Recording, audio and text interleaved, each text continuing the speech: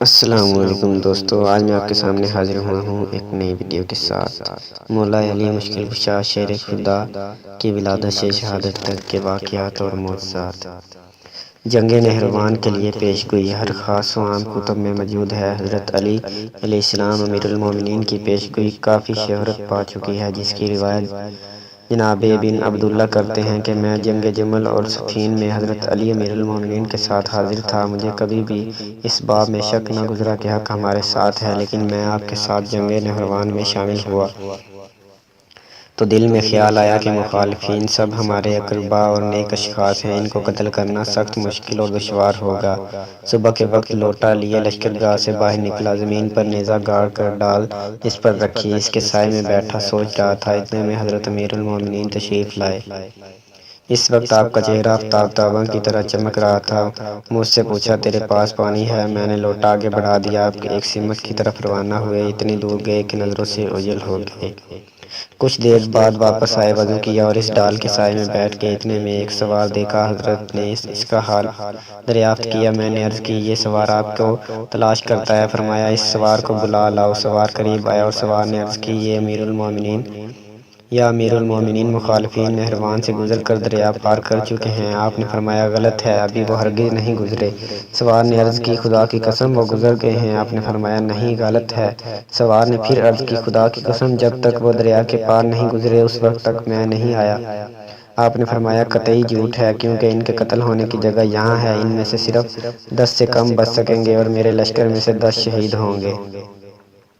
آپ یہ کہہ کر اٹھے۔ میں نے دل میں سوچا، خدا کا شکر ہے کہ امیر المومنین کا حال معلوم کرنے کے لیے میزان ہاتھ لگ گئی، اور دل میں عہد کیا کہ اگر مخالفین نہروان سے گزر چکے ہوں گے تو میں پہلا شخص ہوں گا جو امیر المومنین کے ساتھ مقابلہ کروں گا، ورنہ لشکر کے ساتھ اپنی شجاعت کو جوہر دکھاتا ہوا شہید ہو جاؤں گا۔ جب میں نے صفوں سے گزر کر دیکھا تو مخالفین کے نشانات جہاں تھے وہیں کے وہیں رکے ہوئے ہیں، ذرا بھر بھی وہ نہیں بڑھے۔ اس وقت حضرت امیر المومنین میری پیٹھ کو ہلاتے ہوئے فرمایا، اب تو تجھ پر حقیقت عیاں ہو گئی۔ میں نے عرض کی، بے شک امیر المومنین۔ آپ نے فرمایا، اب تو اپنے کام میں مشغول ہو جا، اور تو اس جنگ میں ایک کو قتل کرے گا اور دوسرے سے مقابلہ کرتا ہی رہ جائے گا۔ آپ کے ارشاد کے مطابق ویسا ہی ہوا۔ میں نے ایک شخص کو قتل کیا اور دوسرے سے مقابلہ کیا۔ ایک ضرب اس نے مجھے لگائی اور ایک میں نے لگائی، دونوں بے ہوش ہو کر زمین پر گرے۔ حضرت جنگ سے فارغ ہو چکے تھے، مجھے ہوش آیا تو آپ کے حکم کے مطابق ہمارے لشکر میں سے 9 آدمی شہید ہوئے اور مخالفین کے لشکر میں صرف 9 آدمی زندہ بچ سکے، باقی سب مارے گئے۔ امیر معاویہ اور موت۔ مستند کتب میں مرقوم ہے، جس کو یہاں پر کوکب دری صفحہ 304 کے حوالے سے تحریر کیا جاتا ہے۔ ایک دن امیر معاویہ اپنے دربار میں بیٹھے تھے، حاضرین سے مخاطب ہو کر کہا، یہ کس طرح معلوم کیا جائے اس دنیا سے میں پہلے یا امیر المومنین حضرت علی علیہ السلام رحلت فرمائیں گے؟ حاضرین نے اس کے جواب میں بے بسی ظاہر کی کہ یہ کس طرح بھی ممکن نہیں۔ امیر معاویہ نے کہا کہ یہ بات علی سے ہی معلوم کی جا سکتی ہے، کیونکہ آپ کی زبان سے ہمیشہ حق جاری رہتا ہے۔ اس کے ذہن میں ایک ترکیب آئی، اپنے 3 معتبر شخصوں کو بلا کر کہا کہ تم تینوں کوفہ کا سفر کرو، جب کوفہ ایک منزل رہ جائے تو تم تینوں ایک ایک کر کے ایک دن بعد کوفہ کے اندر داخل ہونا اور وہاں جا کر میرے مرنے کی خبر بیان کرنا، مگر تم تینوں میرے مرنے، بیماری کی قسم، مرنے کے دن، مرنے کا وقت، غسل، میت، جنازے کی نماز و دیگر تمام امور پر متفق رہنا، اور ہر ایک یہی کہے۔ امیر معاویہ نے ان تینوں کو اچھی طرح سمجھا کر انتہائی رضاداری کے ساتھ کوفہ کی طرف روانہ کیا۔ یہ تینوں جب کوفہ کے قریب پہنچے تو ان میں سے ایک شخص کوفہ میں داخل ہوا۔ اہل کوفہ نے اس سے دریافت کیا، کہاں سے آ رہے ہو؟ اس نے جواب دیا، شام سے۔ اہل کوفہ نے شام کے حالات دریافت کیے۔ اس نے جواب دیا کہ امیر معاویہ رحلت کر گئے ہیں۔ یہ خبر بعض افراد نے حضرت امیر المومنین کی خدمت میں پیش کی، مگر آپ نے ذرا بھر بھی توجہ نہ دی۔ دوسرے دن ایک اور شخص کوفہ میں داخل ہوا۔ اس نے پہلے والے کی طرح امیر معاویہ کی رحلت کی خبر دی۔ یہ خبر حضرت علی تک پہنچی، مگر اس بار بھی آپ نے کوئی توجہ نہ دی۔ بعض افراد نے عرض کی کہ یہ دونوں شخص الگ الگ آئے ہیں اور بیان دونوں کے ایک ہیں، مگر آپ نے پھر بھی توجہ نہ دی۔ تیسرے دن پھر ایک شخص کوفہ میں داخل ہوا۔ اس نے پہلے دوسرے دو آدمیوں کی طرح امیر معاویہ کی رحلت کی خبر دی۔ یہ خبر حضرت امیر المومنین تک پہنچائی گئی۔ آپ نے پھر بھی ذرا توجہ نہ دی۔ بعض افراد نے بہت یقین سے کہا کہ یہ خبر تحقیق ہو چکی ہے اور حقیقت ہے، مگر آپ نے ذرا بر بھی توجہ نہ دی اور حاضرین سے فرمایا، معاویہ اس وقت تک نہیں مر سکتا جب تک یہ داڑھی خون میں رنگی نہ جائے۔ تم لوگ معاویہ کی چالوں اور مکر و فریب سے بے خبر ہو۔ میں اسے جانتا ہوں، وہ اس ماں کا بیٹا ہے جس نے سید الشہداء کا جگر انتہائی اشتیاق سے تلاش کر کے جنگ احد میں چبایا تھا۔ یہ تینوں شخص واپس شام پہنچے اور معاویہ کے تمام حالات بیان کیے اور حضرت علی کا فرمان بھی بتایا کہ وہ اس وقت تک نہیں مرے گا جب تک یہ داڑھی خون میں رنگی نہ جائے۔ یہ خبر سن کر معاویہ بڑا خوش ہوا۔ رشید ہجری کی شہادت۔ حضرت علی امیر المومنین کوفہ میں اپنے دوستوں کی ایک جماعت کے ساتھ ایک نخلستان میں ایک درخت کے نیچے بیٹھے ہوئے خرما تناول فرما رہے تھے اور رشید ہجری نے جناب کی خدمت میں عرض کی، کیسا اچھا خرما ہے۔ آپ نے فرمایا، میری موت کے بعد تجھ کو اس درخت کی لکڑی پر سوال چڑھائیں گے۔ رشید ہجری کا بیان ہے کہ میں جناب امیر المومنین کی وفات کے بعد اس درخت کی ہر روز تواضع کرتا کہ خشک نہ ہو جائے۔ ایک دن وہاں جا کر دیکھتا ہوں کہ وہ درخت مرجھا گیا ہے۔ میں نے کہا، افسوس، میری اجل قریب آ گئی ہے۔ دوسرے دن جا کر دیکھا، اس میں سے آدھا تنا کاٹ کر کنویں کی چرخی کا ستون بنا لیا۔ اس سے اگلے روز ایک شخص میرے پاس آیا اور کہا کہ تجھے امیر عبداللہ بلاتا ہے۔ جب میں اس کے محل کے دروازے کے قریب پہنچا تو دیکھا کہ آدھا درخت کا تنا وہاں پڑا ہے۔ میں نے اس تنے پر پاؤں مار کر کہا، مجھ کو تیرے لیے لائے ہیں، الغرض مجھے ابن زیاد کے پاس لے گئے ہیں۔ اس کے دربار میں پیش ہوا۔ اس نے مجھے حکم دیا کہ میں حضرت علی ابن ابی طالب کے کچھ جھوٹ بیان کروں۔ میں نے جواب دیا، خدا کی قسم، حضرت نے کبھی جھوٹ نہیں فرمایا، اور یہ بھی سچ ہے کہ آپ نے مجھے بشارت دی تھی کہ تو میرے ہاتھ پاؤں زبان کاٹ کر سولی پر چڑھائے گا۔ یہ سن کر وہ طیش میں آ گیا اور کہنے لگا، میں علی کو جھوٹا کر دکھلاؤں گا، میں تیرے ہاتھ پاؤں کاٹوں گا اور زبان چھوڑ دوں گا تاکہ علی کا جھوٹ ثابت ہو سکے۔ آپ نے کہا، یہ ممکن نہیں، جو علی نے فرمایا ہے وہ کبھی بھی جھوٹ نہیں ہو سکتا۔ اس مردود کے حکم سے آپ کے ہاتھ پاؤں کاٹے گئے، زبان چھوڑ دی گئی۔ آپ اس حالت میں اہل بیت کے حق میں صحیح حدیث بیان کرتے رہے اور لوگوں سے فرماتے، اے لوگو، ان حدیثوں کو لکھ لو، اس سے قبل کہ میری زبان کاٹ لی جائے۔ جب یہ خبر ابن زیاد کے دربار میں پہنچی تو وہ غصے میں آ گیا اور حکم دیا کہ رشید ہجری کی زبان قطع کر دی جائے تاکہ یہ حدیث بیان نہ کر سکے۔ جب اس ظالم کے آدمی زبان کاٹنے آئے تو آپ نے فرمایا، اے بدبخت، تو نے تو دعویٰ کیا تھا کہ تو جناب امیر کو جھوٹا ثابت کر دکھائے گا۔ اب بتا، میرے مولا نے سچ کہا تھا یا نہیں؟ آپ نے اپنی زبان باہر نکالی اور اس طرح آپ نے شہادت پائی۔ اس طرح حضرت علی امیر المومنین کی پیش گوئی صحیح ثابت ہوئی۔ گائیں اور آدمی۔ ابو الفضل کرمانی سے منقول ہے کہ عہد حضرت عمر رضی اللہ تعالیٰ عنہ بن الخطاب میں ایک عابدہ عورت تھی۔ جب وہ حاملہ ہوئی تو ایک دن اس کا کباب کھانے کو دل چاہا۔ اپنے شوہر سے کہا کہ میرے لیے کباب لائے۔ اس کا شوہر کہنے لگا، اگر کوئی چیز میری بساط میں ہو تو میں کبھی بھی اسے لانے میں دریغ نہ کروں۔ اتفاق سے ابھی باتیں چل رہی تھیں، ایک گائے ان کے گھر میں گھس آئی۔ عورت نے گائے کو دیکھ کر کہا، اسے ذبح کر کے اس کے کباب بنائے جائیں۔ مرد نے کہا، اے نیک بخت، یہ کس طرح ممکن ہے کہ میں دوسرے کی گائے ذبح کرتا پھروں؟ تم صبر کرو، اللہ تعالیٰ بہتر جانتا ہے، اللہ رزق تقسیم کرنے والا ہے، وہ کوئی ایسا سبب پیدا کر دے گا جس سے تیرا مطلب پورا ہو جائے گا۔ اس مرد نے گائے کو باہر نکال دیا اور مرد نے اندر سے کنڈی چڑھا دی۔ ابھی باتیں چل رہی تھی کہ گائے دوبارہ اندر گھس آئی۔ پھر عورت نے اصرار کیا، مگر مرد نے کہا، یہ بہتر نہیں۔ انہوں نے گائے باہر نکال کر اندر کسل لگا دیا اور اطمینان سے بیٹھ گئے، مگر گائے اپنے سینگوں سے دروازہ توڑ کر پھر اندر داخل ہو گئی۔ اس مرتبہ عورت نے کہا، اس گائے کا بار بار ہمارے گھر میں گھس آنا ایک دلیل ہے، ضرور اس گائے پر کچھ نہ کچھ ہمارا حق ہے، جو 3 مرتبہ اس طرح اندر گھس آئی ہے۔ آخر عورت نے گائے کو ذبح کے لیے جرات دلائی۔ مرد نے گائے کو ذبح کیا اور بہت جلد تھوڑے سے گوشت کے کباب تیار کیے گئے۔ جب کبابوں کی خوشبو ہمسائے کے گھر پہنچی جن سے ان لوگوں کی سخت دشمنی تھی، ہمسائے حقیقت صورتحال کو چھت پر چڑھ کر دیکھا اور گائے کو ذبح پایا اور جان لیا کہ کس کی گائے ہے۔ دشمنی میں انہوں نے گائے کے مالک کو اطلاع دی۔ گائے کا مالک آیا اور سب کچھ اپنی آنکھوں سے دیکھ کر معاملے کو حضرت عمر رضی اللہ تعالیٰ عنہ کے دربار میں پہنچایا۔ حضرت عمر نے اس شخص سے پوچھا تو جواب میں اس مرد نے وہی کچھ بیان کیا جو کچھ اس عورت نے گائے کے ذبح کے لیے دلیل دی تھی۔ حضرت عمر نے اس شخص سے کہا، اس دلیل اس دلیل کو تم دوسروں کی گائیں ذبح کرتے ہو یہ کس طرح بھی مناسب نہیں، تمہاری سزا یہ ہے کہ تمہارے ہاتھ کاٹے جائیں۔ اس شخص نے کافی شور مچایا۔ جب اسے کے ہاتھ کاٹنے کے لیے لے جایا جانے لگا تو اتفاق سے حضرت علی امیر المومنین راستے میں مل گئے۔ اس شخص نے اپنے تمام معاملہ حضرت علی کو سنایا۔ آپ نے فرمایا اس شخص کو الوداع الشورى لے چلو، میں ابھی آتا ہوں۔ اس طرح اس شخص کو واپس لے جایا گیا۔ کچھ دیر بعد حضرت علی وہاں پہنچ گئے۔ آپ نے حضرت عمر سے مخاطب ہو کر فرمایا میں اس شخص کے بارے میں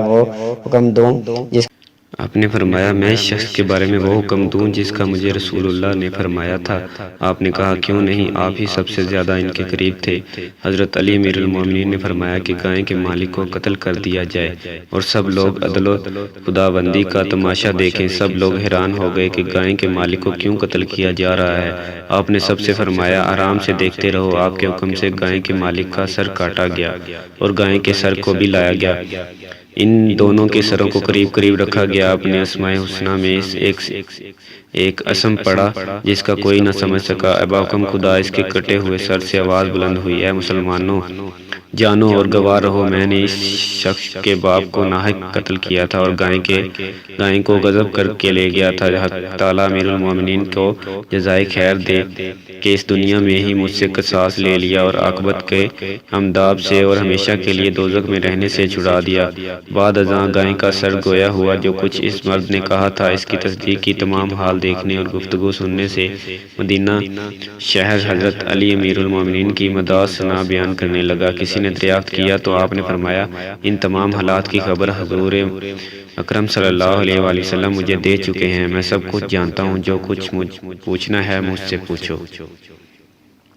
ایک اشارے میں ایک سال دریائے فرات میں بڑی طغیانی تھی جس سے اہل کوفہ کی کھیتیاں تباہ و برباد ہو رہی تھیں۔ ایک جماعت اہل کوفہ کی حضرت علی امیر المومنین کی خدمت میں حاضر ہوئی اور عرض کی یا امیر المومنین اسی سال دریا طغیانی پر ہے جس سے ہماری فصل تباہ ہو رہی ہے، آپ دعا فرمائیے طغیانی کا زور ٹوٹ جائے۔ آپ اٹھ کر گھر کے اندر تشریف لے گئے۔ لوگ دروازے پر آپ کے منتظر تھے۔ ایک ساتھ کے بعد آپ باہر تشریف لائے۔ خرقہ رسول خدا صلی اللہ علیہ وسلم پہنے ہوئے تھے۔ آپ کا چہرہ مبارک ماہ تاباں کی طرح چمک رہا تھا۔ گھوڑا منگوایا گیا، آپ اس پر سوار ہوئے۔ ایک طرف حسن ہیں، دوسری طرف حسین ہیں۔ تمام افراد آپ کی رکاب میں دریائے فرات کی طرف روانہ ہوئے۔ دریائے فرات پر پہنچنے کے بعد آپ نے اور تمام ساتھیوں نے 2 رکعت نماز ادا کی۔ آپ اٹھے، ہاتھ میں عصا لیا اور آپ نے پانی کی طرف اشارہ کیا۔ اشارہ ہوتے ہی پانی 1 گز کم ہو گیا۔ لوگوں سے پوچھا اتنا کافی ہے؟ لوگوں نے عرض کی نہیں، ہم اور کم چاہتے ہیں۔ آپ نے پھر ہاتھ میں عصا لیا اور پانی کی طرف اشارہ کیا۔ پانی 1 گز اور کم ہو گیا۔ آپ نے پھر دریافت کیا۔ لوگوں نے عرض کی ہم کچھ اور کم چاہتے ہیں۔ آپ نے عصا ہاتھ میں لے کر پانی کی طرف اشارہ کیا۔ پانی 1 گز اور نیچے چلا گیا۔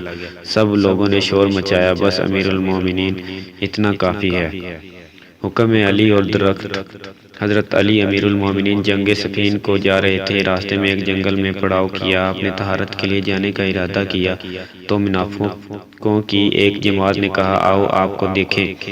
حضرت علی اپنی صفائی باطن کے سبب ان کے ناپاک عزائم سے مطلع ہو گئے۔ اس مقام پر 2 درخت تھے، ان دونوں کے درمیان ایک فرق کا فاصلہ تھا۔ آپ نے اپنے چہیتے غلام قنبر سے فرمایا ان دونوں درختوں کے پاس جاؤ اور انہیں کہو کہ علی کا حکم دیتا ہے کہ دونوں درخت آپس میں مل جائیں۔ غلام قنبر نے آپ کا حکم ان درختوں کو دیا۔ دونوں درخت اپنی جگہ سر کے اور ایک دوسرے سے اتنے ہم آغوش ہوئے کہ آپ کے لیے پردہ قائم کر دیا۔ پھر آپ نے فرمایا مجھے ان درختوں کے پردوں کی ضرورت نہیں، درخت اپنی اپنی جگہ چلیں۔ دونوں درخت آپ کے حکم سے اپنی اپنی جگہ چلے گئے۔ حضرت امیر المومنین صحرا میں جا کر بیٹھ گئے۔ جب منافق آپ کی طرف دیکھنے کا ارادہ کرتے تھے تو اندھے ہو جاتے اور جب منہ پھیر لیتے تو ان کی آنکھیں روشن ہو جاتی، یہاں تک کہ امیر المومنین اپنے عمل سے فارغ ہو گئے۔